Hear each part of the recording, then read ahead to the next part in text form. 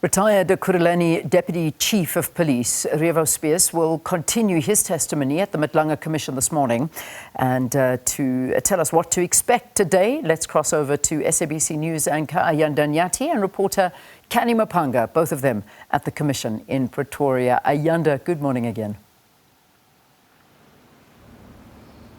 Hello, Leanne. Welcome back to the Madlanga Justice College. It's gone cloudy very quickly. It seems it might rain at any moment, but a lot of our attention, of course, is going to be fixated on the auditorium towards my right-hand side. That's where Revo Spies is going to be back on the witness stand, a former EMPD official who's really taken off from where the EMPD police chief in Ayanda Maphanga left off last week, speaking about the alleged interference within that municipal structure and who might be pulling the strings and for what end. Canny Maphanga has been watching all those developments for us, and she joins us once again. And Canny, we've also had an opportunity to really take stock of the toll this has taken on the people who've been affected by this alleged interference. Indeed. Often after the testimony see the impact of what the conduct of these alleged criminal syndicates have on officials that may attempt to do the right thing in the face of all of this alleged illegality.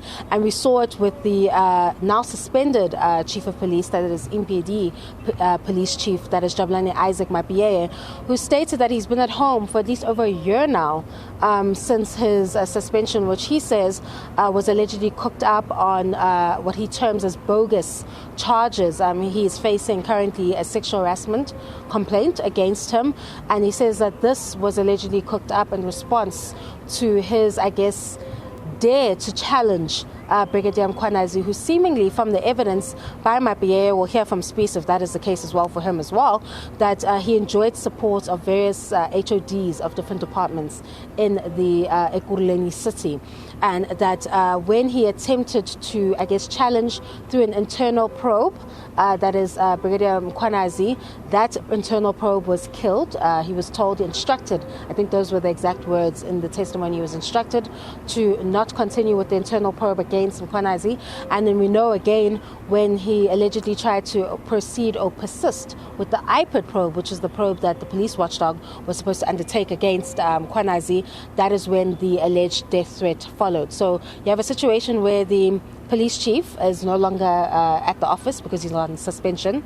We understand that the hearing is still ongoing. He's supposed to make some arguments in November, but he's been at home for over a year, and he attributes that to, his dare to challenge what he was seeing taking place in the Ekurhuleni Metro Police Department and what he recognized effectively as an alleged parallel structure that was created allegedly by Mkhwanazi to, facilitate all this lawlessness in the EMPD, and when he dared to challenge it, the consequences soon followed. We'll hear from Mr. Spies if that is the same experience that he had regarding that, because now we know he's a former EMPD official. He dedicated 30 years of his service to that particular institution, and what may have gone wrong when the two, challenged the unlawful conduct or alleged unlawful conduct, because we know that the hit threat that Maphanga alleges took place by the former city manager, he alleges it was not only extended to him, but to Mr. Spies as well. Sure. We also heard from Mr. Spies about Instagram.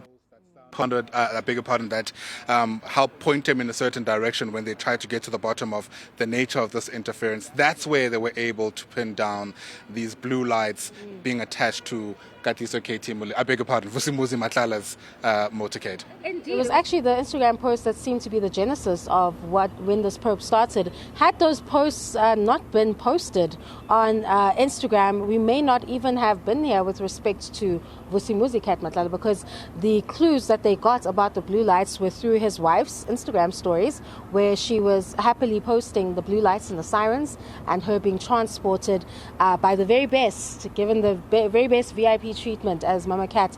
And that's when that triggered that probe by a fellow media house, where they sent the videos to the MPD and asked them to account for clearly what was blue lights being attached to a private security company. Yeah, it wasn't just that. At some stage, apparently they were on a tarmac of an airport, and in fact Revo Spies mentioning that in all his experience as an EMPD official, even he wouldn't be allowed to be on the tarmac of an airport, raising all manner of questions about how deep this interference may have actually run. As always, proceedings will kick off at 9:30 here at the Madlanga Justice College, and we'll be watching the build-up for you until then.